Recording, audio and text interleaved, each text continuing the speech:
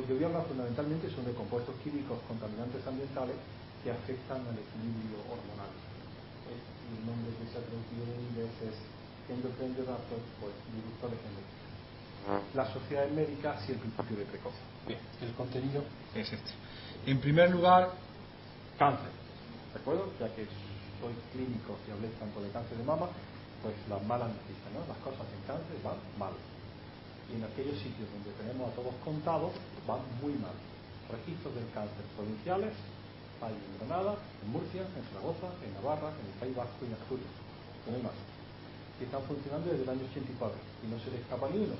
Carmen Martínez, que montó una oncóloga de Madrid formada en Barcelona, montó el registro provincial de Granada en el año 82 y desde entonces empezó a generar datos provinciales. Tiene 12 personas que no se le escapa ni un solo caso. Y entonces dan datos fiables y se ha convertido, junto con Murcia, en los dos registros más al sur de Europa que dan números. Y según los datos del registro del cáncer de Granada, cáncer aumenta su incidencia al 2,3% anual en hombres desde el año 83 en mujeres y al 1,7% anual en hombres desde el año 84. Y no hay ninguna noticia de que esto vaya a cambiar. Hay cosas que todos los clínicos tienen que conocer, ¿no? Y yo creo que todos lo conocéis. Si están hospedados en BioWeb, tiene 70 megas, antes eso era una barbaridad, pero ya no es, que es un trabajo que hace el director del Instituto de Epidemiología, de Epidemiología del Cáncer en Carlos III, Gonzalo López Avén, un gallego que ha hecho unas aportaciones muy interesantes. Aquí unos trabajos maravillosos recientes de mortalidad por cáncer y la posibilidad de las centrales nucleares y las zonas de residuos de desechos en España. Pues esto es sus mapas famosísimos de mortalidad por cáncer, incidencia y mortalidad por cáncer por las diferentes localizaciones por municipio. En el año 2007, hasta el año 2007 todo se había presentado por provincias y quedaba todo muy disimulado y difuminado. Cuando se hacen los ajustes por municipio, veis cosas como esta, ¿no? Si el exceso de mortalidad va en rojo y la media nacional está en amarillo y menos de la media está en verde, pues cuando uno ve cáncer gástrico empieza a pensarse qué está pasando en Castilla la Vieja, ¿no? Como ahora se llama Castilla León, ¿no? Castilla León. Y esto es muy bueno, como es buena epidemiología, para generar hipótesis. ¿Sí? Esto es muy bueno. ¿Me quedo aquí? Sí. Yo me mudo mucho. Sí. Por vía oral, por vía. Sí. Esto es muy bueno para generar hipótesis, porque ayuda a pensar si todos somos genéticamente muy homogéneos y no hay tanta diferencia entre los castellano-leoneses y los andaluces, qué es lo que está pasando en Castilla y León. La hipótesis que genera esta incidencia en mortalidad por cáncer gástrico es, ¿alguien tiene una idea? Los domados, ¿no? El meter los chorizos en la chimenea y secar los chorizos y los salchichones con el humo y comer ahumado durante todos los días. Hay otra más sobre arsénico como contaminante en las tierras de Castilla.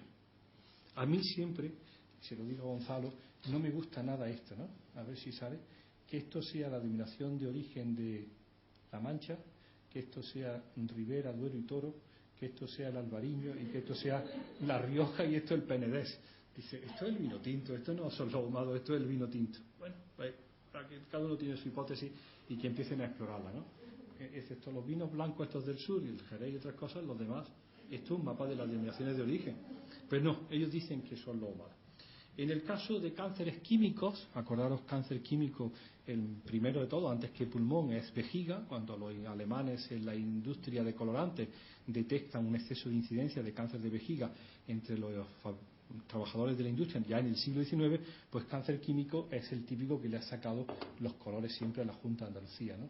¿Qué pasa en Huelva, Sevilla y Cádiz, en el Ejido y Níjar y en Cartagena, ¿no? Para que tengan ese exceso de incidencia? Que si fuman, bueno, fuman todos, los asturianos no fuman menos, pero genera hipótesis, genera preguntas sobre qué es lo que está pasando. Bien. Sobre el que nos interesa a nosotros, que es cáncer de mama, los mapas no lo he traído porque ni siquiera es significativo. Tengo otra presentación donde viene, pero no se sabe. Hay algo más en Madrid y Barcelona, parecería que está relacionado algo con el desarrollo, pero en realidad la distribución es muy homogénea en toda España. Y los datos de incidencia de cáncer pues indican que para las cifras de los países desarrollados, Francia, Inglaterra, Finlandia, España se ha puesto las pilas y va corriendo que se las pela para alcanzar Europa. En Granada, cáncer de mama aumenta su incidencia al 2,7% anual, que es una barbaridad. Algo que aumenta al 3% anual desde el año 84 es un problema de salud pública. Bien. Y para vosotros que sois radiólogos, a ver si está por aquí. No. Para vosotros que sois radiólogos traigo una diapositiva. Perdonad que está en la otra, es que traigo dos presentaciones por si alguna es de máximo interés para el público. A ver, un segundo nada más. Para radiólogos. No es la mamografía. En morado, el efecto de la campaña de detección mamográfica establecida en Andalucía a partir de los 50 años, acordaros que empezó antes pero a partir de los 50 años, y su efecto en el aumento del cáncer de mama y los diagnósticos, 13,7% entre el 97 y el 2001. Bien, siempre que se le dice que aumenta cáncer de mama, los radiólogos dicen, no, eso es porque hemos salido a la calle a hacerle mamografía a todo el mundo. Pero esto es para el rango 50-64, que son para los que se beneficiaron de la mamografía. Aquellos que no se han diagnosticado de las campañas de mamografía de despistaje, que son por debajo de 49 años, aumenta el cáncer de mama en Granada al 4,5% anual. Esto es una barbaridad. Cuando yo acabé en el año 77 y empecé residente allí en oncología, cáncer de mama era una cosa de las mujeres mayores, del medio rural, que tenían una pupa, que nunca habían ido al médico, no fueran a decirle que era mala. Bueno, y ya la mama estaba allí acorazada. Y ahora, pues mamas de 35, de 38, de 40 años, que nunca antes habíamos visto. Pues sí, esos cánceres de mama aumentan al 4,5% en Granada, desde el año 85. Al 5%. Aumenta también los de más de 75 años, es muy estable para los de 65-74, y el efecto paradójico de la mamografía. Bien. Bien, volvemos a nuestra presentación, ¿no? ¿Está aquí? Un segundo. Es que ese no está aquí. Pues visto esto, era lo que quería contaros. En el año... Bien. Empezamos con la hipótesis de cáncer de mama. Había un enorme puzzle que era miles de piezas que hablan de factores de riesgo para cáncer de mama que todos conocéis: la edad, por supuesto, la menarquia temprana, la menopausia tardía, el sobrepeso, la falta de ejercicio físico, la edad del primer embarazo, la dieta, la enfermedad benigna de la mama, la radiación ionizante. Y sobre este puzzle decidimos que como había muchas de esas piezas asociadas con estrógenos, pues estrógenos, periodo de exposición del tejido mamario a los estrógenos endógenos o a los estrógenos exógenos, pudiera ser un factor de cáncer de mama. Y de hecho, lo que estaba de moda, y estoy hablando del año 96, eran unos estudios que se habían hecho por todo el mundo que trataban de asociar el DDT, a quien no le suene, el DDT es un pesticida de los años 40, con el cáncer de mama. Había un estudio de Mary Wolf, que sigue haciendo muchas cosas, en Manhattan, donde medía de una manera prospectiva, sobre muestras de suero guardadas, los niveles de DDT en sangre, y en su serie se asociaba con el riesgo de cáncer de mama. Eso levantó muchísimos revuelos, se hicieron más de 40 estudios sobre pesticidas.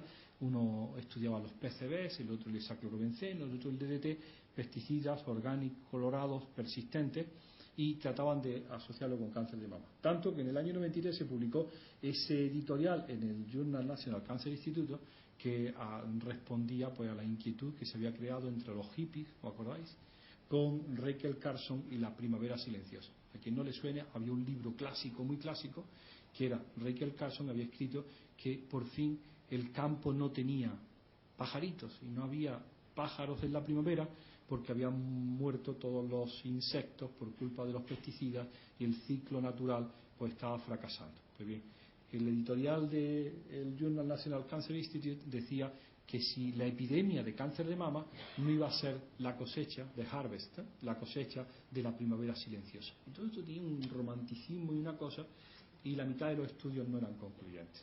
DDT rara vez se asocia con cáncer de mama.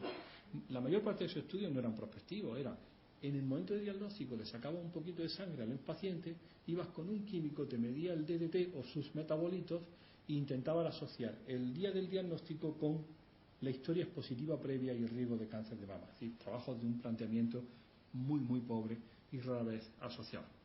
Bien, nosotros hicimos nuestro estudio de cáncer de mama, nos lanzamos en el año 96, reclutamos 300 enfermas de cáncer de mama recién diagnosticadas y 450 controles apareados de la provincia de Granada. Le sacamos sangre, nos quedamos con un pedacito de la mama y le hicimos la encuesta. Lo metimos todo en el cóctel, el epidemiólogo hizo la estadística y nos salió que el mayor riesgo de cáncer de mama en la provincia de Granada, mirad que nosotros ya éramos poco populares, era estudios universitarios. Imagínate el rector que le diga a bombo y platillo que lo peor para el cáncer de mama es ir a la universidad. Y decíamos, todo el mundo sabe que la Universidad de Granada no es buena, pero que encima de cáncer ya es una cosa. Y cuando vas a explicarlo, te dice el epidemiólogo, no, es que te han salido en tu serie 3 factores de protección muy fuertes, que son tener el primer hijo antes de los 19 años, tener más de 5 hijos y acumular 34 meses de lactancia. Está claro que quien hace el MIR no puede tener el primer hijo a los 19 años, ni acumular 36 meses de lactancia. Como está en el mercado laboral, te va 36 meses a dar el pecho. Bueno, y tener 5 hijos antes de entre los 19 y los 24 años. Entonces, el fenotipo universitario identificaba claramente la persona de riesgo, no tenía ningún factor de protección. Si fuera así, tan sencillo como esto, pues ya está claro, las mujeres tienen la culpa. Han abandonado su rol de paridoras tempranas y entonces ya esto es el castigo del cielo, ¿no? Dios te ha castigado porque, bueno, pues las cosas eran más difíciles o eran más complicadas, fundamentalmente por una cosa, porque cuando nos poníamos a analizar, fijaros qué cosa, ¿cuál era? Bueno, os tengo que contar una cosa.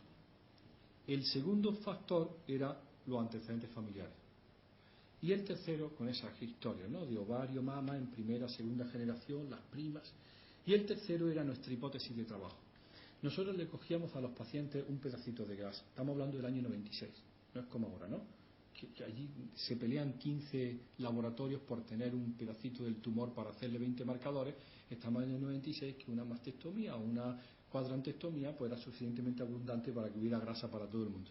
Nos daban un pedacito de grasa, se machacaba y se hacía un sistema de cromatografía de separación de componentes, desarrollado por los químicos, y lo que hacían era, fijaros, limpiar la grasa de estrógenos endógenos. Con el resto, es decir, lo muy lipofílico, lo muy sucio, lo muy de porquería ambiental, fundamentalmente órganos clorados, se aislaba y se hacía un test biológico de estrogenicidad. De tal manera que a cada paciente se le daba un grado de estrogenicidad debida a la porquería bioacumulada en su tejido mamario. Y afortunadamente eso dio un factor de riesgo significativo, si no, no habríamos tenido paper, no tendríamos que decir nada, que en el caso, fijaros, de las posmenopáusicas por debajo de 28 de body mass index, es decir, las no gorditas, ese factor de riesgo era de casi el 6. Es decir, un 500% de incremento del riesgo las mujeres no obesas, no sobrepeso, posmenopáusica, con la mama llena de porquería. Y dijimos, eso puede ser uno de los factores más importantes de cáncer de mama, puesto que es prevenible. Es la exposición química medioambiental de compuestos químicos lipofílicos acumulados en el tejido mamario, se asocia enormemente con el riesgo y se convierte en el segundo riesgo más importante después de los estudios universitarios, por encima de la familia, de los antecedentes familiares. ¿Bien? Y ya nuestra hipótesis está bien.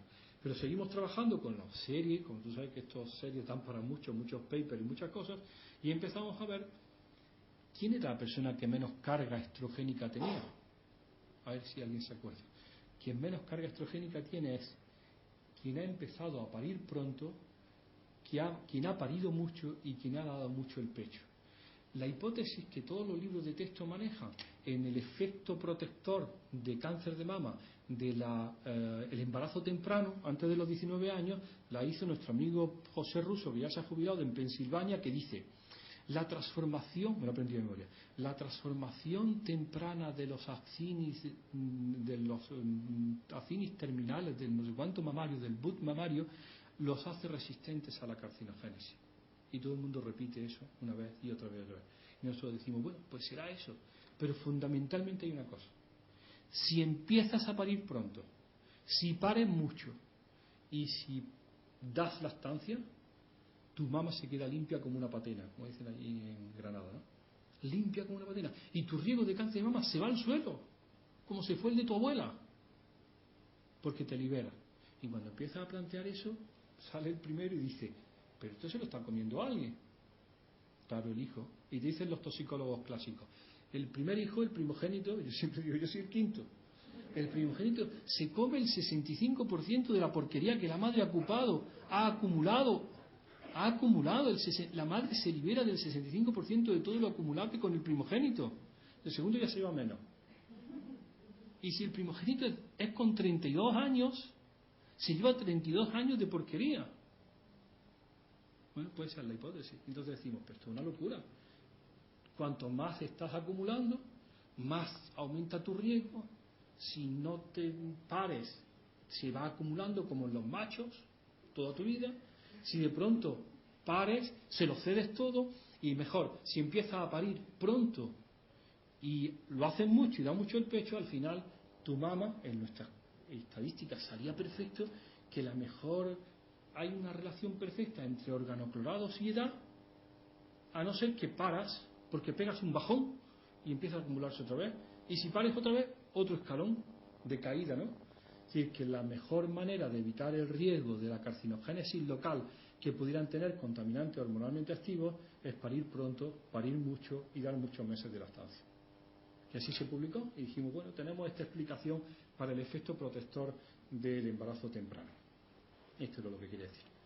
Ahora ya pusimos tabaco estaba en riesgo, a estudios, no sabemos si tabaco es un riesgo de cáncer de mama o si en esta serie del año 96 tabaco es como estudio universitario. En el medio rural de Granada no fumaba nadie, ya fuma todo el mundo, todas las mujeres, pero en el año 90 no fumaba nadie. El tabaco era un símbolo de independencia y de mujer libre, ¿no?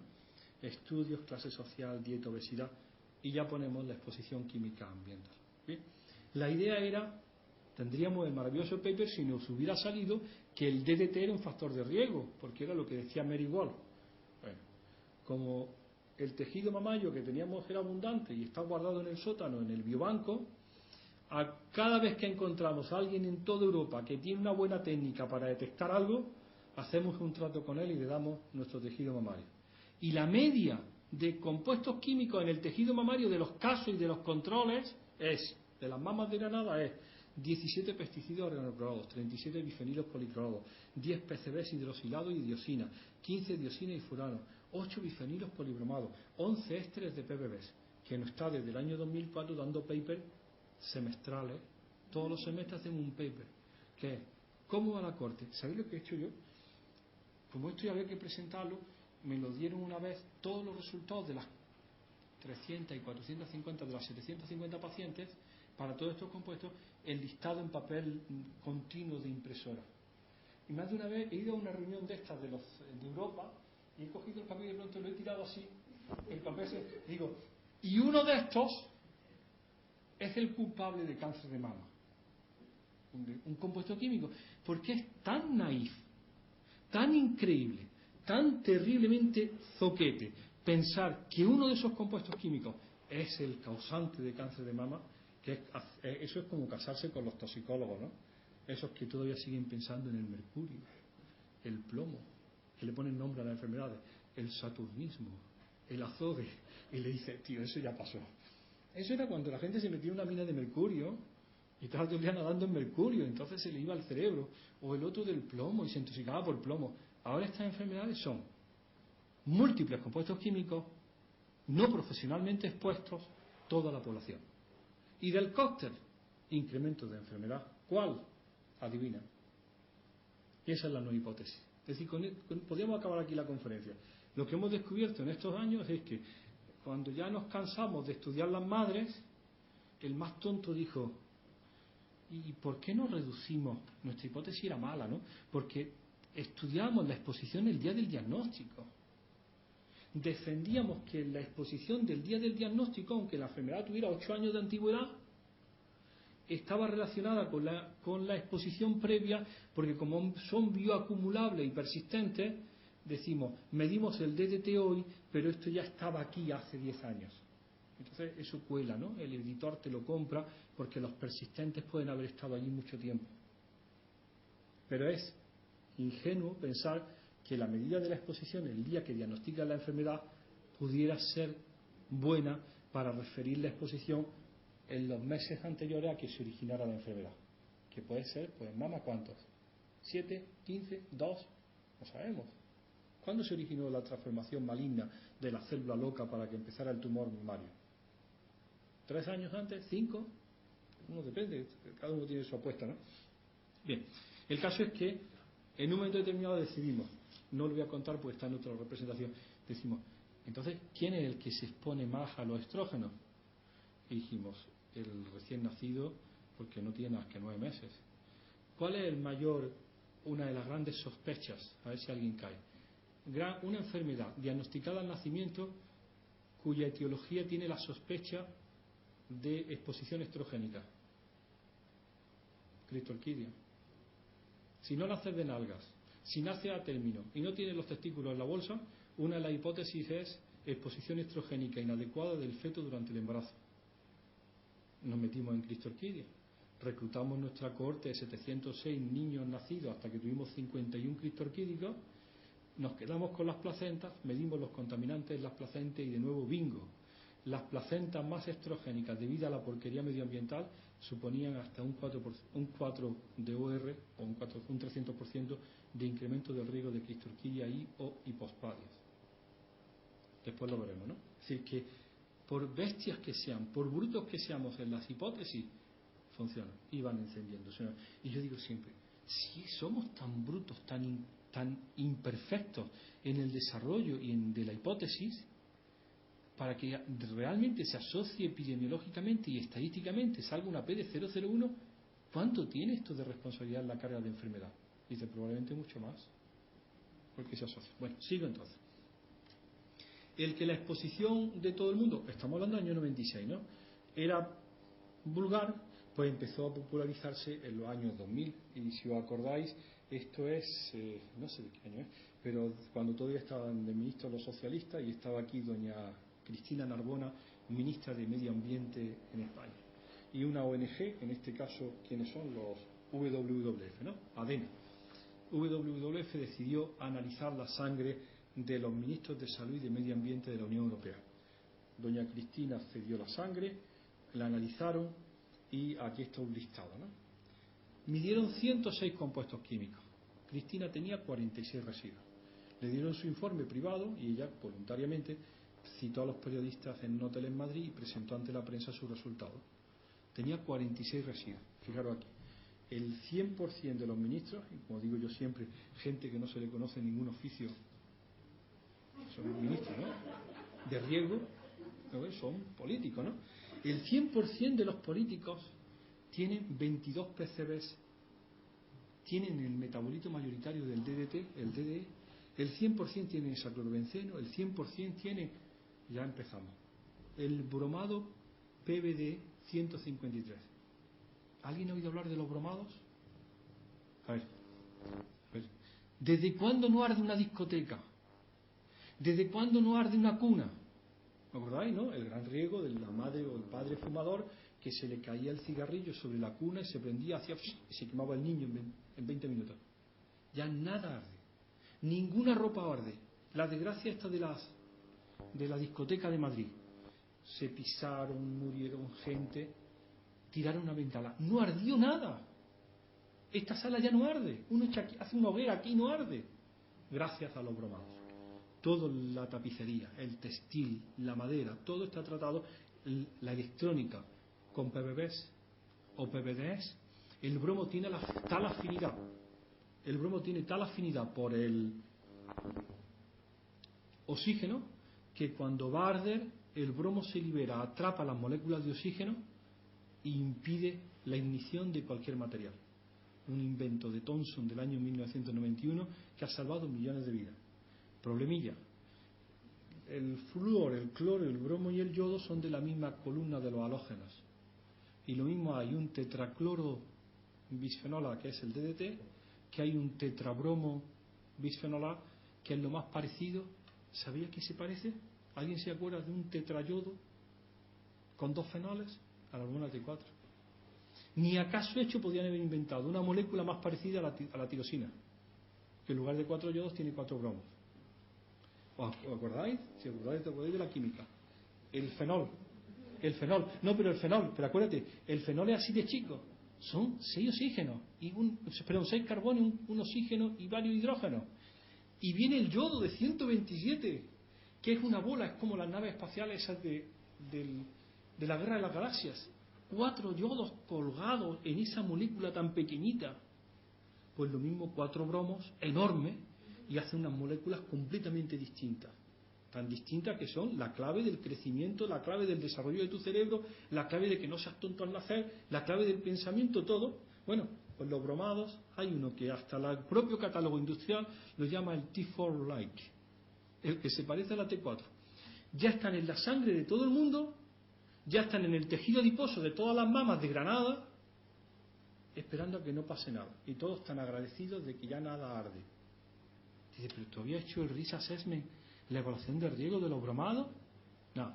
Ahora empiezan a aparecer las consecuencias y todo el mundo sigue pensando en el DDT, que era un triclorado, sabiendo que está lo quemado. Bueno, pues que sepáis que el 100% de los ministros tienen bromados. Y esto, ¿a quién le suena PFOS y PFOA? A ver, os lo voy a contar. A ver si está por aquí. A ver. ¿Alguien ha ido al Corte Inglés a comprar una sartén que está en una mesa paralela a la de todas las sartenes que compramos los humanos, que vale 30 euros más y que se llama no PFOA, no PFOS?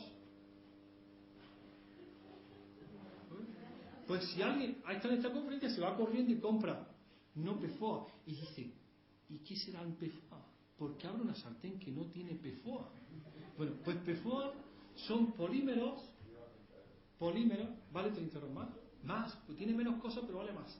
¿Sí? Son polímeros perfluorados de cadenas infinitas que tienen una enorme capacidad antiadherente y que son el Tefal y el Gore-Tex, enormemente aislantes. Y entonces nos traemos a Matthew Lonnecker a Granada y nos dice Matthew Lonnecker, el DDE, metabolito del DDT, tiene el honor de haber sido en los años 60 el compuesto más común en la sangre del americano medio y llegó a 34 microgramos por litro, y nos dice, ya ha sido superado. El compuesto más frecuente entre la gente de la calle, de los contaminantes ambientales, son cadenas de 40 a 60 carbonos perfluoradas, que son pedacitos de PFOA y de PFOS. Y ahora, una vez que ya todo el mundo está expuesto, los epidemiólogos y los toxicólogos corriendo a ver cuál es el posible efecto que tiene esto en salud, que después lo vamos a ver. Pero ya está ocurriendo la exposición. Y como ha ocurrido la exposición, ya hay gente, aunque la administración no haya dicho nada, que ha puesto una alternativa en el mercado. El ideal de Granada, que es el periódico local, coleccionando puntos, te regala al final, para primavera, si compras no sé cuántos puntos, te regala unas sartenes que no tienen PFOS y PFOA. Y la gente no tiene ni idea, porque nadie le ha dado información de por qué son tan buenas, ¿no? Bien, quería contaros antes.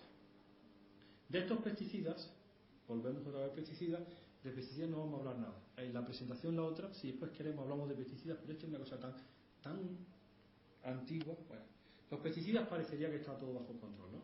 El 60% de las verduras que consumen los europeos están limpias de residuos. El 36% tienen dosis de residuos dentro de la legalidad y solamente un 4% tienen algunos de los residuos por encima de la legalidad. Y teóricamente está todo bajo control. Después veremos. Cuando nosotros medimos esos compuestos persistentes, lo que hemos medido siempre en mama son compuestos que ya están prohibidos. Están en el BOE del año 82, que el Ministerio de Sanidad se une a la prohibición previa del Ministerio de Agricultura del año 79 de la prohibición en todas sus aplicaciones.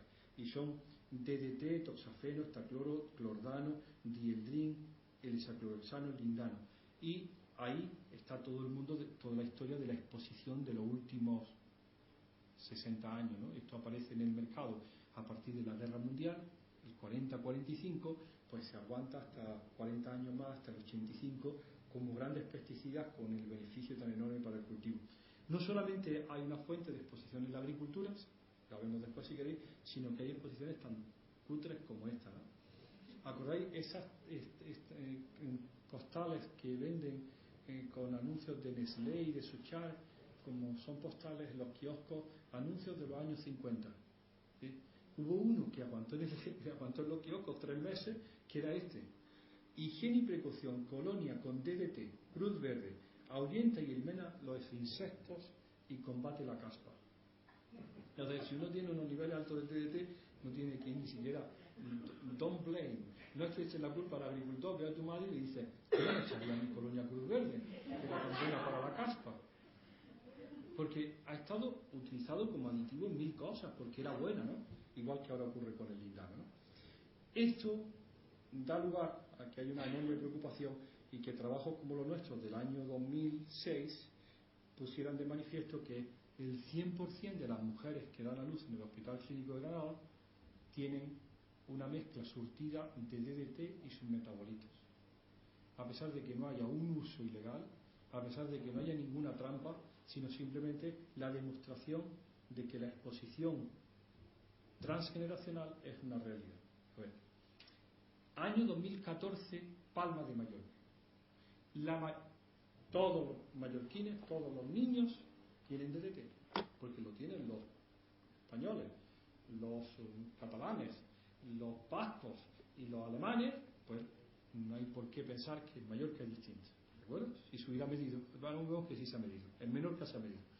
Y la historia es la siguiente: la mayor fuente que nosotros denunciamos de exposición a un niño en el año 2014 al DDT no es ni la mantequilla, ni la vaca, ni la leche, ni no sé qué, ni la verdura, es su madre, porque es la hembra más vieja que más DDT ha acumulado y que más tiempo ha estado en contacto con el DDT.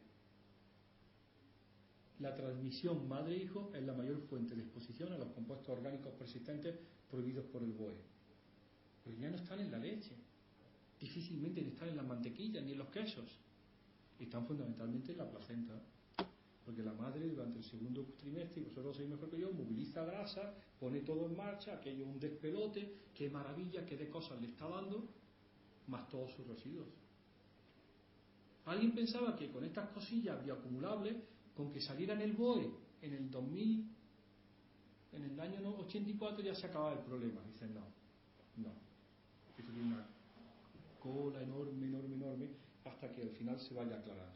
El 99% de las placentas tienen DDT, el 98% tienen endosulfanes y bueno, y los aldrines pues en el 25 o en el 30%.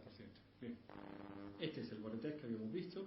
Estos son los niveles de los PBBs, todas las mujeres de Granada, y no podemos decir como dicen los políticos, los granadinos y las granadinas, solamente lo hemos medido mujeres, todas tienen en tejido adiposo un surtido completo de PBBs y PBDs. Fijaros si esto es curioso, que según donde vengas, de qué nación vengas, de qué parte del mundo, tienes tu propio perfil dependiendo de lo que ese país ha puesto en el mercado durante el último año. En España domina el PBB 153 y en Estados Unidos pues el 66 o el 47, dependiendo de qué es lo que se ha comercializado mejor en ese país. Los finlandeses tienen mucho metoxicloro, prohibido y todo en España, pero porque se ha utilizado durante años para el tratamiento de la madera cortada. Los españoles tienen mucho endosulfán porque a los tomates les va muy bien. Todo lo que se ha puesto en el medio ambiente está en las placentas. Bien, entonces nos inventamos, supongo que sí. Bueno, después hablamos. En un momento determinado nos interesamos, y aquí es donde da el cambio toda la conferencia. Habíamos hablado todo de compuestos persistentes, los compuestos perfluorados, los compuestos bromados, los compuestos clorados, acordaros los halógenos, flúor, cloro, bromo, yodo y astato. Yo un día me enteré viendo, yo empecé a ser el único que ve todavía a Jordi Hurtado. Me duermo, pero te sigo viendo. Dicen que es un holograma, ¿no? que murió hace años. Bueno, pues el otro día una de las preguntas que le hicieron a un sabio: ¿cuántos kilos de astato hay en el mundo?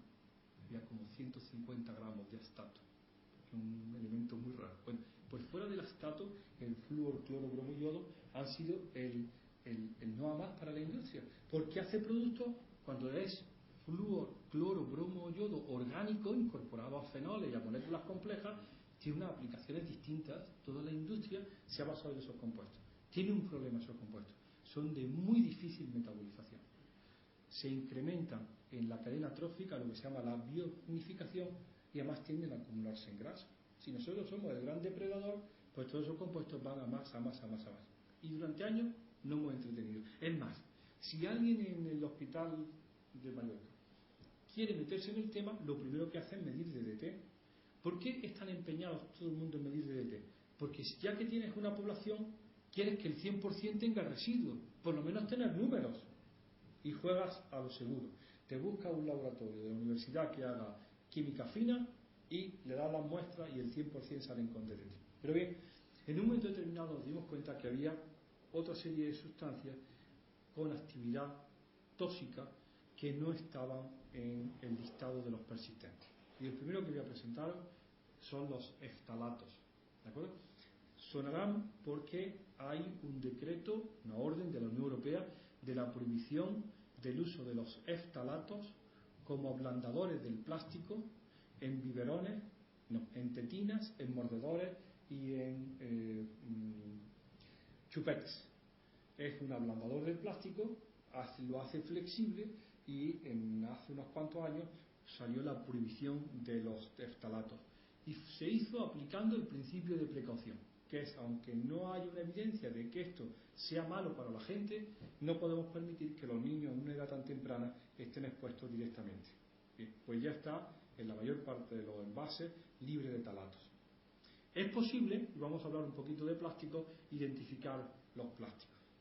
Antes no era posible, ahora para el reciclado, dentro del triángulo de reciclado le han colocado un número y hay que aprenderse el número. El 1 es el PET, el 2 es el polietileno, el 3 es el PVC, el 4 el polietileno de baja densidad, el 5 el polipropileno, el 6 el poliestireno y el 7 otros. A ver, hay que eliminar o hay que tratar de no usar otros que ni siquiera han tenido la delicadeza de ponerle el nombre, porque son fundamentalmente el policarbonato. Y hay que tratar de eliminar, no usar el 3. Y vamos a explicar por qué. Hay varios estudios sobre el uso de las botellas de plástico y la estrogenicidad del agua embotellada en plástico en el mercado alemán. ¿De acuerdo? El único que por el momento han tenido la valentía de publicarlo. Las aguas embotelladas en el mercado alemán en plástico, todas son estrogénicas. Nosotros ya lo hemos hecho, el paper está preparado, se va a publicar en breve. Lo mismo ocurre con 32 marcas del mercado nacional. El PET, que es la materia prima con la que está hecha la botella, no es estrogénico. Lo hemos testado, nos lo han enviado de Petresa y no es estrogénico. El fabricante dispone, a ver si está por aquí, de más de 600 aditivos para mejorar las condiciones del PET. 600 aditivos. Esto puede tener hasta 600 compuestos no estructurales en la botella. El fabricante coge el PET y hace la botella. Y el que hace los gránulos de PET para hacer las botellas. El que hace las botellas a medida para el agua tal, puede utilizar aditivos que no son estructurales, que le dan características a la botella. El primero de todos, los filtros ultravioleta. Porque si pones una Coca-Cola en una botella de PET y le da el sol, al día siguiente estaría descompuesta. Entonces, tienen filtro ultravioleta. El segundo, el PET no es flexible. Y esto no puede pasar. Si tú compras PET y le haces así, se ha partido.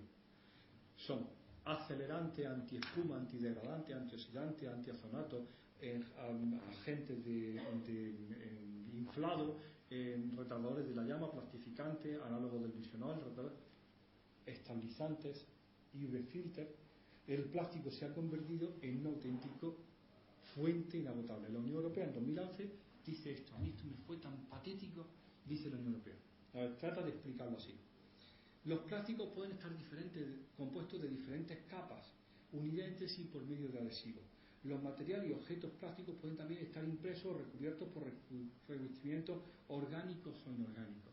Tratan de explicar en una orden que, si bien ellos pueden regular el plástico madre de base, no tienen conocimiento de los 600 aditivos que se pueden poner en el mercado o que puede utilizar un fabricante para hacer este plástico. Entonces pasan todos los plásticos a estar bajo sospecha. De hecho, la estrogenicidad del agua de los plásticos en botella probablemente sea debida a los talatos, a los flexibilizantes. Bueno, vamos a seguir porque el discurso va progresando. Estamos tan convencidos hace 6 años que la clave de los talatos, ¿recordaron?, prohibidos por la Unión Europea como flexibilizante de los plásticos, eran los plásticos, y aparece la contraportada de la revista Environmental Health Perspective, una revista que tiene 7 de impacto, que es el número 1 en salud y medio ambiente, donde queremos publicar y apenas si podemos, con este anuncio que dice: sexy para ella, para el niño podría ser verdaderamente un veneno, porque el mayor problema de los eftalatos es la cosmética. Te echan la colonia y sigue oliendo a las 8 de la mañana, sigue oliendo a las 8 de la tarde, gracias a su componente en eftalatos. Y además la cosmética usa los parabenes, los filtros ultravioleta, un mundo enorme que hasta hace 2 años no era obligatorio declarar. Ahora ya es obligatorio declarar. Y ahora, tanto la colonia cara como la rica, como la pobre, tienen que declarar la composición en Europa.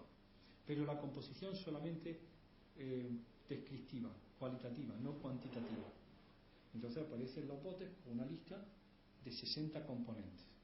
Y dice, bueno, ya podemos elegir. Si supiéramos química, podríamos elegir. No, se han reservado una palabra clave que se llama perfume, que es lo que le permite ser distinta y el secreto comercial, que se lo declaran a la Unión Europea pero no al comprador, y que tiene otros 600 componentes. Es una locura, porque la mitad de esos compuestos son persistentes, a ver si sale por aquí, son bioacumulables, y hay una sospecha de que tienen un efecto sobre la salud. Entonces, de nuevo, vas al Mercadona, ¿hay Mercadona aquí?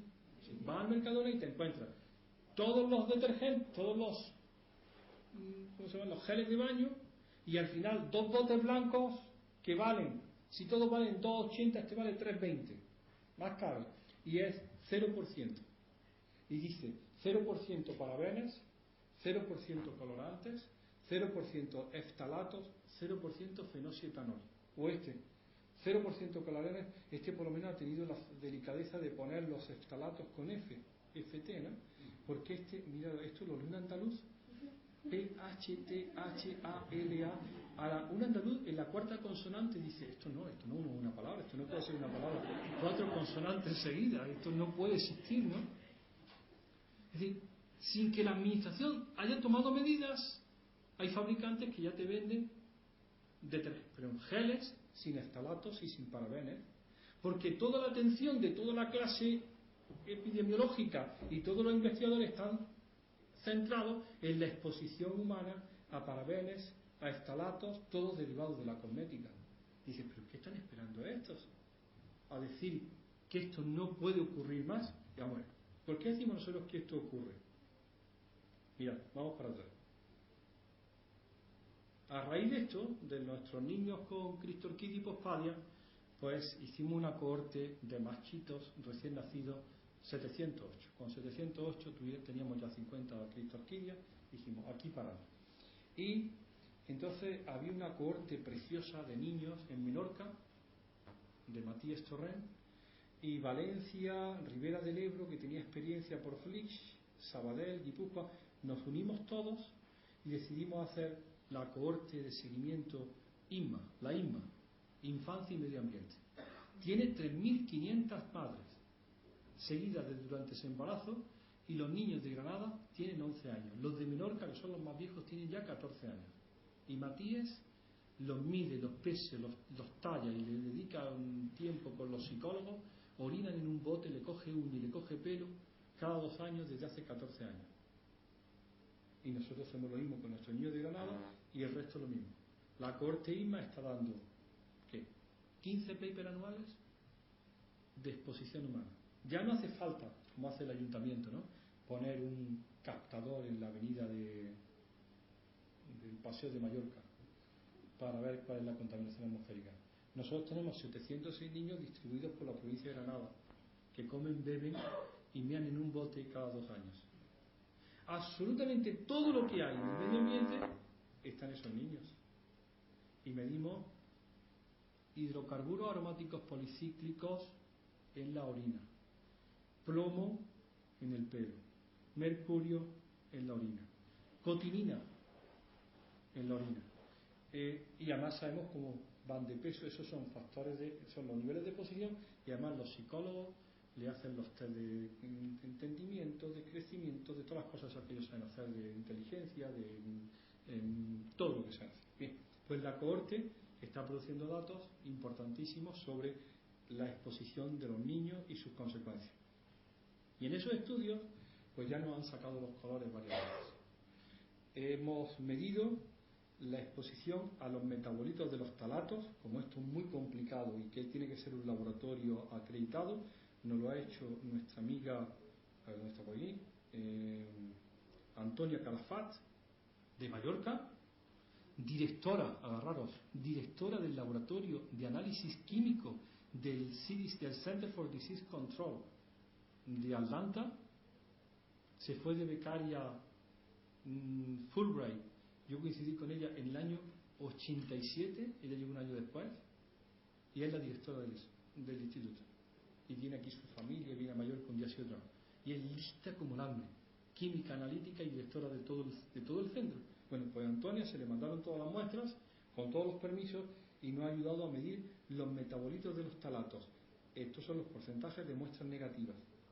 El 100% de los niños de Granada mean diariamente esta cantidad de ftalatos. Nos han sacado los colores por todo el mundo. Son iguales que los de Polonia. No sé, de países de esos que nunca se sabe qué han hecho, ¿no? Estamos en el tope. Pues están descritos. Y ahora lo ha hecho también el Ministerio por la encomienda de la implementación del Convenio de Estocolmo, y no lo han publicado nunca.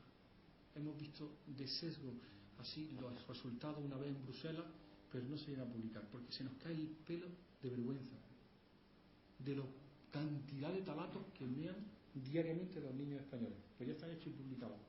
Y es de la cohorte ISMA, y ahora se está haciendo con las embarazadas de toda España, y fundamentalmente cosmética, plástico, agua embotellada, son las fuentes fundamentales. Hemos medido también, aquí están, los parabenes, tanto en placenta, aquí están, como los parabenes son contaminantes habituales en el cuerpo humano, porque están en la mayor parte de las cosméticas. Nosotros tenemos que evitar los parabenes. Hay un montón de cosméticos que los lees, que acaban en el último renglón diciendo metil, propil y butil paraben. Son los preservativos que se llaman. ¿Alguien se ha preguntado por qué va uno al chalet de Torrevieja en el mes de mayo? Se dejó un bote de gel en el mes de septiembre y llega en mayo del año siguiente y sigue incorrupto, porque todo se echa a perder por la presencia de metil, propil y butil paraben, que son los mejores preservativos de toda la cosmética. Pues metil, propil y butil paraben, que son estos, o los adilatos, son hormonalmente activos, mimetizan al estradiol, igual que le ocurre a los talatos, son antiandrogénicos y están en el 100% de las placentas de Granada, y en el 100%, cuando hay cero es que no hay ninguna muestra negativa, de la orina de los niños de 4 años, y en el 100% de las embarazadas granadinas en el tercer trimestre. Digo granadinas porque lo hemos medido ahí. Es decir, la exposición a cosméticos es una cosa habitual, corriente, está eliminándose continuamente por orina. Bueno, y de pronto cuando ya nos creíamos de verdad que la clave era los plásticos, después nos dijeron no, son los cosméticos. Nos enteramos por 3 informes de ONGs que la clave de los ftalatos son los textiles. Y entonces publican, acaba de salir el informe segundo, tanto está en los periódicos. Esto es lo que tiene en miligramos kilo, 57.129 miligramos, que son 57 gramos por kilo de suma de talatos. La camiseta t-shirt de Minnie Mouse del Corte Inglés, ¿Y esto cómo ocurre en la exposición?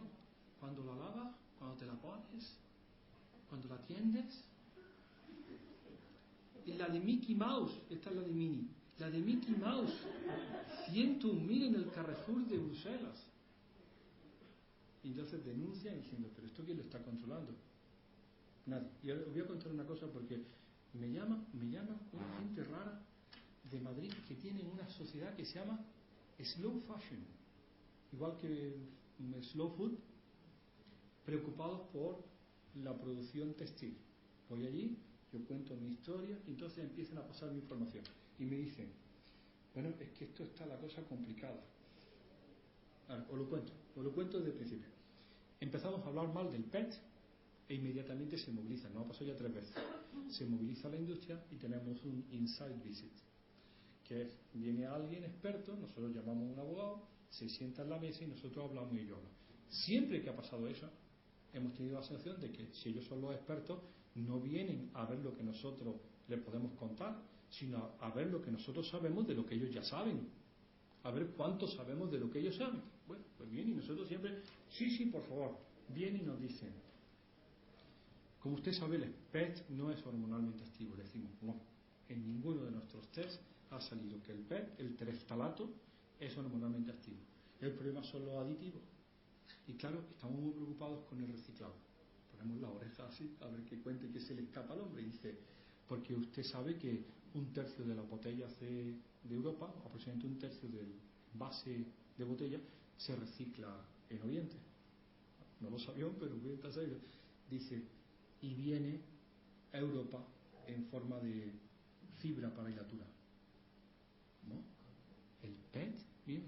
Dice, sí, el poliéster.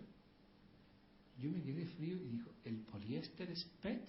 Dice, claro, el nombre de el plástico estructurado en lámina es PET. Si viene en hilo se llama poliéster. Es un invento de los ingleses de los años 40 o 50, cuando se quedan sin la India y sin Egipto. Se quedan sin algodón y hay que vestir a los pobres, pues desarrollan el poliéster, una fibra sintética que es PET, tereftalato, ¿vale? Y dice, a ver, dice con el discurso, el problema es que los aditivos ya vienen incorporados a las fibras, no se le pueden añadir al hacer el tejido. Y digo, pregunto inocentemente, ¿y qué aditivos son? Dice, pues los bromados para que no ardan. Yo me acuerdo siempre de mi padre, que por descanse, fumaba, tenía la corbata llena de agujeros siempre, porque fumaba, se le caía una tranca de los cigarros y eso ya no ocurre, ya nada arde, ¿no? Los bromados para que no ardan, los PFOS y PFOA para que caiga una gota y haga uno así, y sean impermeables, la mitad de la ropa ya no moja, el cromo, cadmio, plomo, antimonio, mercurio, dependiendo del color que tenga, el cromo el rojo, el antimonio el amarillo, ¿no? Los alquilfenoles para que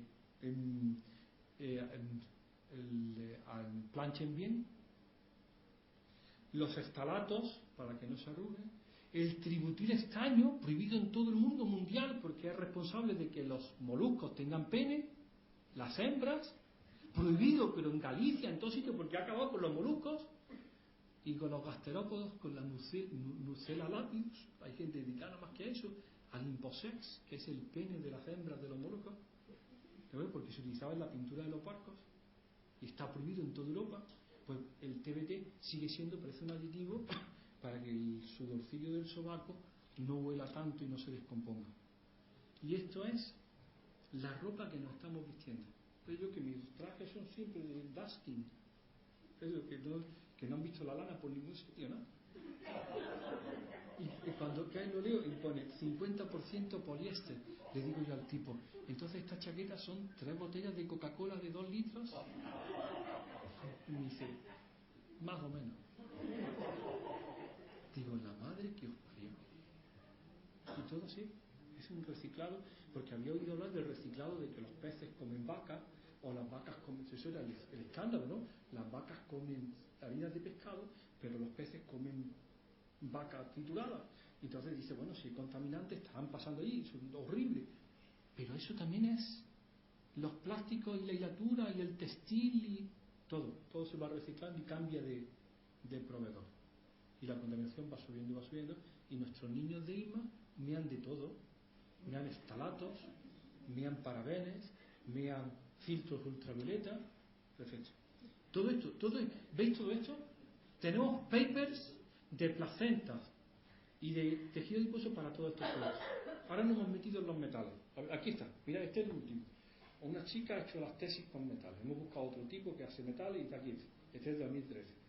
El 100% de las placentas de Granada tienen cadmio, el 98% tienen cromo, el 30% tienen mercurio y el 35% tienen plomo. Y dice el tipo que no hace el análisis, los valores son normales. Y digo, a ver, porque analista, ¿no? ¿Cómo va a ser normal que el 30% de las placentas tengan plomo y mercurio? ¿Será que es lo habitual que tú pensabas encontrar por lo que dice la referencia mundial? Pero no tiene por qué haber mercurio en las placentas. No. Entonces no son normales. El 30%. ¿Sabéis lo que ha pasado con mercurio? Entonces, estas placentas son del año 2001, en las que hemos recogido ahora, después de la implementación del plomo en las gasolinas, hay 0%. Es decir, que en cuanto al Estado toma una medida radical, que es gasolina sin plomo, desaparece la contaminación y las placentas no tienen plomo. Bueno, entonces seguimos con esto. ¿Habéis visto esto? Esta es, mira, esta es la becaria, este es no sé cuánto, este es de la Comunidad de Madrid, epidemiólogo, presidente actual de la Sociedad Española de Epidemiología, no, de Sanidad Ambiental, la SESA. Este es el epidemiólogo de Cartagena, los otros son de Barcelona. Se le ocurre, porque están preocupados, medir el mercurio en las diferentes variedades de atún y de pescado enlatado en España. Julio del 2013. Estos son los niveles de mercurio. Gran conclusión del paper publicado en Food Additives and Contaminants. El pescado enlatado en España no es apto para el consumo de niños ni de adolescentes. Los niveles de exposición superan a lo que es permisible y recomendable por la OMS. Se había dicho previamente con el pescado grande, con el pez espada en Valencia, y le había costado a los epidemiólogos decirlo. No te puedes imaginar. No podéis recomendar 2 veces en semana emperador en Valencia, por muy bueno que sea el emperador y por muy bueno que sea para el cerebro del niño. Están llenos de mercurio. Y ahora lo dicen esto y llamo a Jesús, José Jesús Guillén. Jesús, ¿qué tal? El paper, enhorabuena, qué pedazo de paper y qué compromiso. ¿Cuándo va a salir esto publicado? Dice, sí, ya vino el País a hacer el reportaje. ¿Y cuándo sale?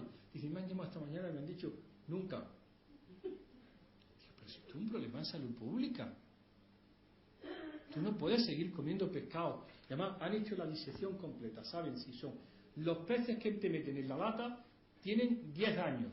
Y pesan de 160 a 80 kilos, a 180 kilos, y llevan 10 años comiendo porquería, y tú sigues echando porquería, pues ¿qué va a tener la lata? Porquería. Y siguen todavía los nutricionistas y los catedráticos de nutrición, hablando de las maravillas del salmón y de las maravillas del pescado para el desarrollo infantil. Dice, pero tío, ¿será las características organolépticas de lo que era un salmón? A ver, no vayáis.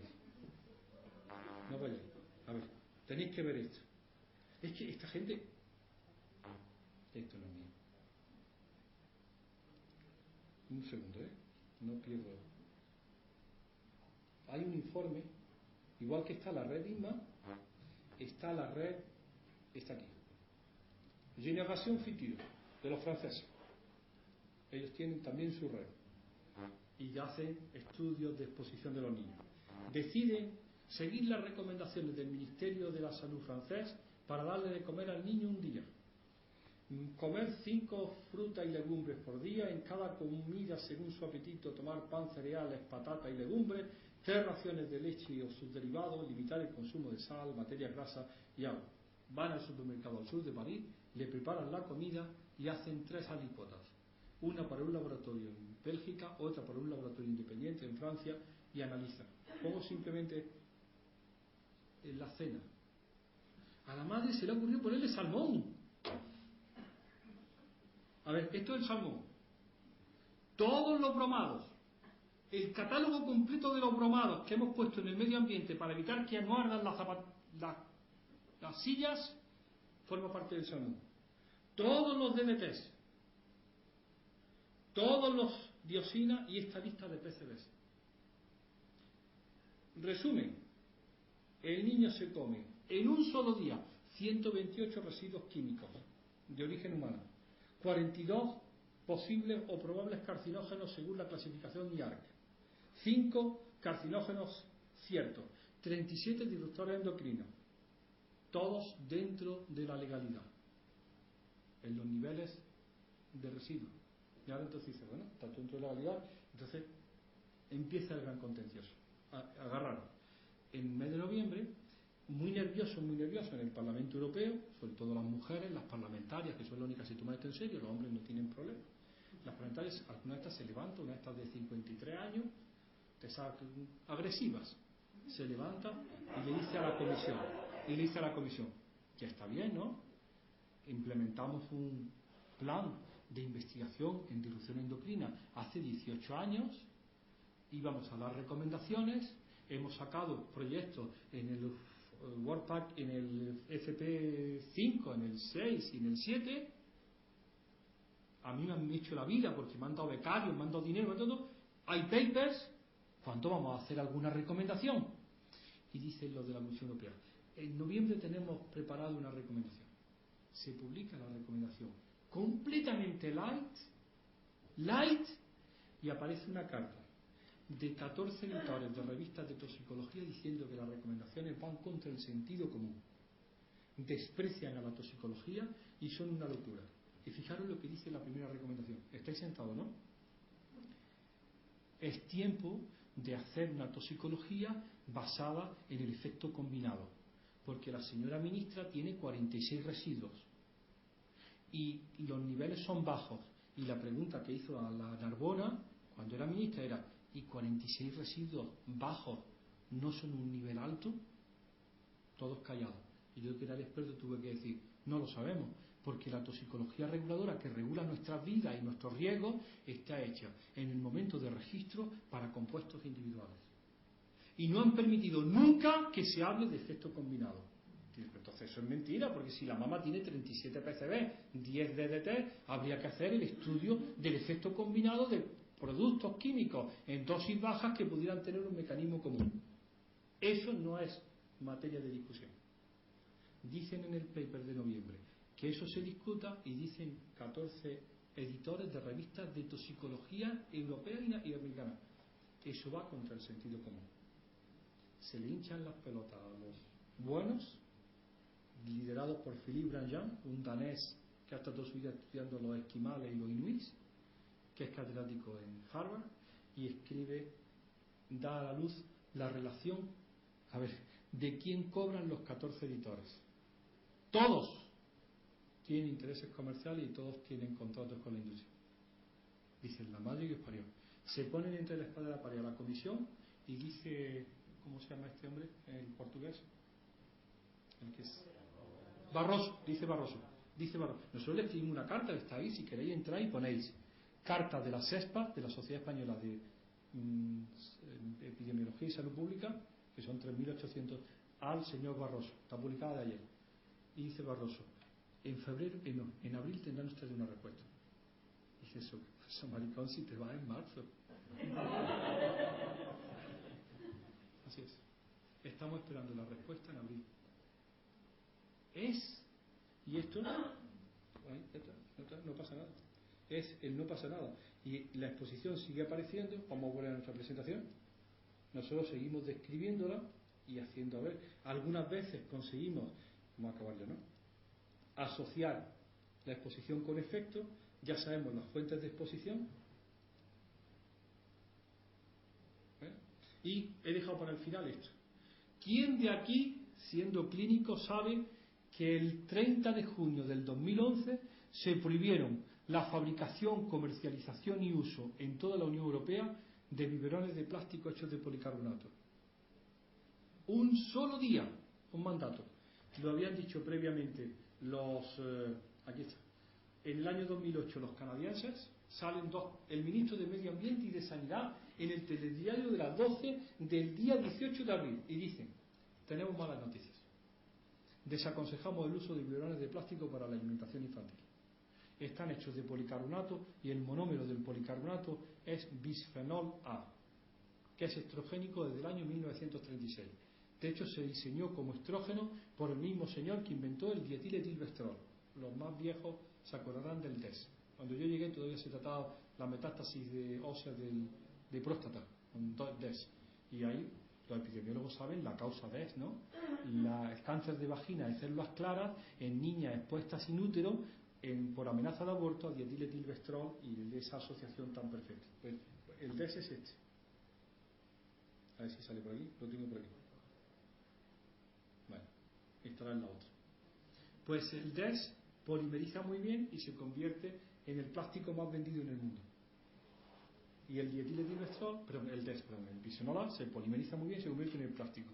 Y llega un momento en que no es soportable que los niños europeos sigan bebiendo en biberones que están hechos de policarbonato. Y dice el ministro canadiense: por favor, mientras que no hay una alternativa, era 2008, utilicen ustedes, no utilicen el microondas, no viertan líquidos calientes. La forma habitual de preparar un biberón de los antiguos era: se echaban los polvos, se le echaba agua hirviendo, se agitaba y cuando se había disuelto se completaba con agua tibia. No lo hagan, libera bisfenol A y significa una exposición del niño a bisfenol A y puede tener problemas para su salud. No lo sabemos, pero aplicamos el principio de cautela, que es ser precavido ante un riesgo.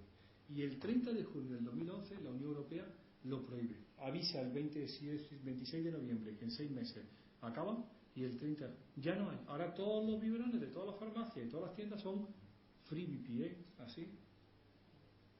BPA free. No sé si la gente lo sabe, pero se suprimieron todos porque no es admisible. Pero el BPA, este famoso bisfenol A, es el recubrimiento interior de las latas de conserva, son los empastes dentales. Mira esto. A ver, ¿hay alguna conciencia?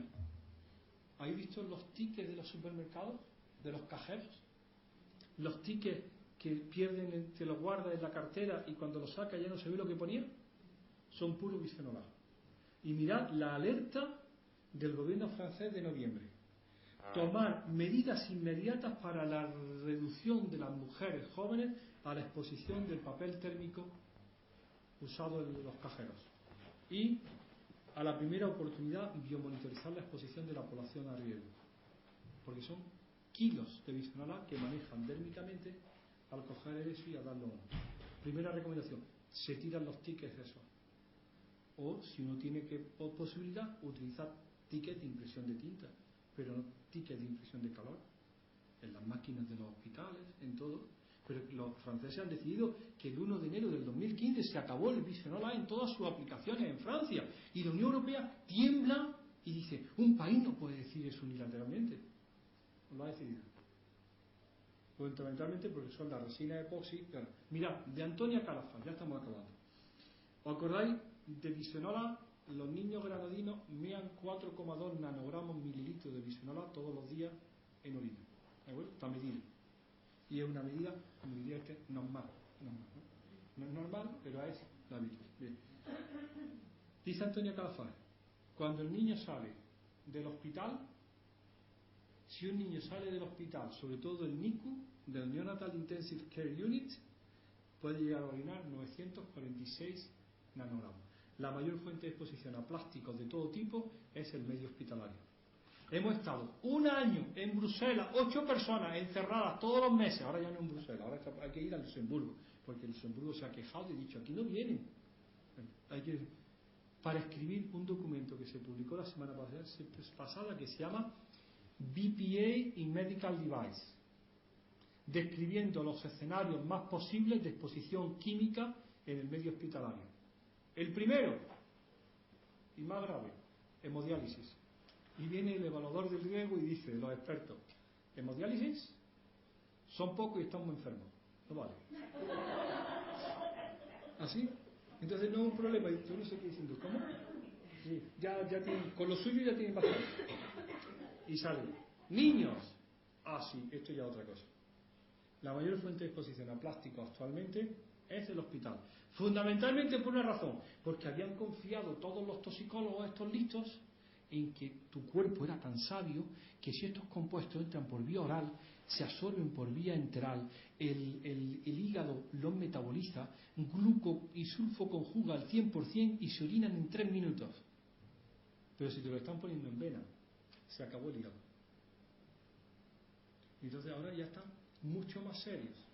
Porque tú tienes un niño en la UBI o en la unidad de cuidados intensivos y tiene una infusión de una jeringa de Corning riquísima en eftalatos en un tipo inmaduro de 6 meses con el cerebro inmaduro y metiéndole compuestos hormonalmente activos, ya sea los más populares, estrogénicos o antiandrogénicos.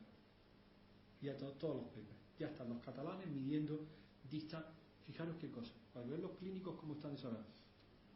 Una de las mayores signos de exposición intrauterina a estrógenos es la distancia anogenital. Los sesadores de pollos y los sesadores de ratones distinguen al nacimiento si es un pollito o una ratona mirando la distancia anogenital. Y hay una sospecha de que eso es aplicable a los mamíferos y funciona también con humanos. Y ya hay 10 papers de Manolis Cogevinas, del CREAL y de todo, disminución de la distancia anogenital y riesgo de tumores hormonodependientes. Porque si tiene una buena exposición intrauterina, hay disminución de la exposición, y no es una enfermedad, es un marcador de exposición. Por eso ya se está haciendo. Estos son los niveles de bisfenol A en los niños de Granada. Estamos todos entusiasmados con el bisfenol A porque es un weak estrogen, ¿no? Es 100.000 veces menos potente que estradiol. Dietiletilvestrol funciona a 10 elevado a menos 12 molar como el estradiol, pero el bisfenol A funciona a 10 elevado a menos 7. Como es 10.000 veces menos potente o 100.000 veces menos potente, dicen los toxicólogos, no tiene un riesgo. Habría que comerse, como en un informe que pone, un transatlántico de bisfenol A para que tuviera un problema. Y aparece este tipo, Ángel Naval, un biólogo molecular de prestigio, experto en diabetes, y hace la gran aportación al mundo, que es, tiene un modelo de receptores de estrógeno en la célula, en la célula beta pancreática y el control de insulina. Y empieza, me lo encuentro en un congreso, me dice que va a estudiar el DBT y digo, no Ángel, eres de Alicante, la mayor fábrica de bisfenol A la tiene en Cartagena, estudia bisfenol A, pone a sus chicos a trabajar y ahora ya no publica nada más que en Science, en Nature y esto es de Nature Reviews. Porque ha dado la clave. La exposición a los compuestos químicos hormonalmente activos es equimolar y equipotente en endpoint o en objetivos como son diabetes. Y hace el vínculo entre diabetes, obesidad y bisfenol A, y aparecen los endocrinos que se inventan una palabra nueva que se llama los obesógenos. Están ahora todos estudiando obesógenos, que son contaminantes medioambientales que regulan el metabolismo de la glucosa y que interfieren en obesidad. Y una enfermedad nueva, que ya tienen los endocrinos, que se llama diabesidad, que es la diabetes y la obesidad, y los obesógenos. Y todo ligado en exposiciones medioambientales. Este es el bisfenol A, para que lo sepáis. Este es el bisfenol A y este es el dietiltirbestrol. Problemilla del bisfenol A, que en los 2 puntos que se fabrica de Europa, uno nos ha tocado a nosotros, en Cartagena, y hace la friolera de 250 millones de kilos anuales de bisfenol A en una sola factoría. La mitad se lo quedan ellos para hacer Lexan y el resto va para hacer mis gafas, el policarbonato, todo. Los coches, los sillones, los aviones, todo el plástico duro. El que no es reciclable, el que es duro, el que es transparente. Y entonces al final todos meando, los niños 4,2 nanogramos mililitros de bisfenol A todos los días. Y la gente preocupada de dónde viene. Fijaros, en la parte clínica, y ya estamos acabando, nosotros en un momento determinado, cuando empezamos con CRISPR-Kit y Pospadia, caímos en las redes de los daneses. Ahí está Niels Kakeved, que se acaba de jubilar, que llevaba un grupo muy potente sobre salud reproductiva. Neil Stackelberg es el que enunció, si a alguien le suena, el síndrome de disgenesia testicular, que dice, la exposición temprana en los 40 días postfecundación del feto macho a estrógenos, él hablaba de estrógenos endógenos, ahora nosotros hemos metido y él ha metido estrógenos exógenos, es responsable del síndrome de disgenesia testicular, que tiene 3 manifestaciones: cristorquidia y o hipospadias, fertilidad y riesgo de cáncer de testículo, por actuar sobre la diferenciación de las células de Sertoli y de Leydig. Entonces su hipótesis de trabajo es que un tipo con 33 años que no es capaz de preñar a nadie y que descubre accidentalmente en el análisis de que no tiene una buena calidad seminal, se debe a exposiciones tempranas que ocurrieron durante los 40 días post-fecundación. Y decía, expresioné que lo testa. ¿Cuándo me va a dar el FIS a mí un proyecto de 32 años? Para seguir a alguien 32 años. Pues su hipótesis es el origen neonatal, aquí está, ¿no? How the first 9 months shape the rest of your life. Hasta el time lo tiene ya. Las exposiciones tempranas de disruptores endocrinos condicionan tu riesgo de cáncer, de diabetes y de fracasos funcionales generalmente hormonalmente activos. Y las exposiciones son, como he dicho al principio, completamente inadvertidas, inoportunas e inadvertidas. No son profesionales. Ocurren para la población general. Los médicos tenéis una responsabilidad en el medio hospitalario porque está hecho de plástico, el agricultor porque le está echando venenos, el otro porque hacía ropita rica en bromados, y nosotros lo único que nos queda es demostrar la exposición, y con nuestras cohortes de embarazadas, de niños y de supervivientes de cáncer de mama seguimos produciendo datos en exposición, y algunas veces conseguimos ligarlo a cáncer de mama, a cristorquidia. Ya tenemos 2 estudios de calidad seminal. Lo hicimos en Almería hace 10 años y ahora se hizo sobre población sana no recogida en unidades de donación, 306 jóvenes, siguiendo los estándares de Dinamarca, con control de calidad, y definimos los valores para el sur de Europa. Este año el grupo de Mendiola lo ha hecho en Murcia y han dicho, echándole los números, la caída es, en calidad seminal en el sur de Europa, es del 2,3% anual. Vamos para abajo, como todos los europeos. Venimos desde más arriba, pero vamos para abajo. Hipótesis: la exposición ambiental temprana. Si queréis saber todo esto, está publicado en este libro de la OMS, Disruptores endocrinos, el informe 2012, y además es enorme y tiene toda la base, y se define así: sustancia química exógena que tiene efectos adversos para la salud del organismo o su descendencia a consecuencia de cambios en la función endocrina. Bueno, esto es. Mirad lo que dice Ángel Navarro, es la penúltima diapositiva. Es un paper sobre diabetes en ratas, y dice: en términos de práctica médica y siguiendo el principio de precaución, los médicos generalistas, endocrinólogos, pediatras y obstetras deberían considerar dar recomendaciones a sus pacientes en la exposición a los disruptores endocrinos y el riesgo de diabetes. Esta precaución debería ser particularmente útil durante los periodos más sensibles de la vida, como infancia y embarazo. Esto es lo que ha utilizado la Unión Europea, que es, como la evidencia de asociación con enfermedad no está clara, pues se actúa de forma preventiva. Bueno, esto es el principio de prevención, y este es mi ejemplo del principio de prevención. Me invitaron a una conferencia en Almerimar, en Almería, y me dicen: ten mucho cuidado que hay un carril muy peligroso. Y entonces llego, y esto es de verdad, esto es la Sierra de Gado, esto es un invernador, y pone stop a 150 metros. 70, 60, 50, 40, 30, 20. Cuando iba por 40 se me paró el coche. No puedes conducir a esa velocidad. Pero claro, están advirtiendo que el stop está en un cambio rasante y que es muy peligroso. Y es verdad, la foto no está trucada, pero claramente está denunciando o está presentando el principio de precaución, que es anticipatorio. O tú te anticipas, o si te quieres esperar a la demostración del daño, ya te has muerto.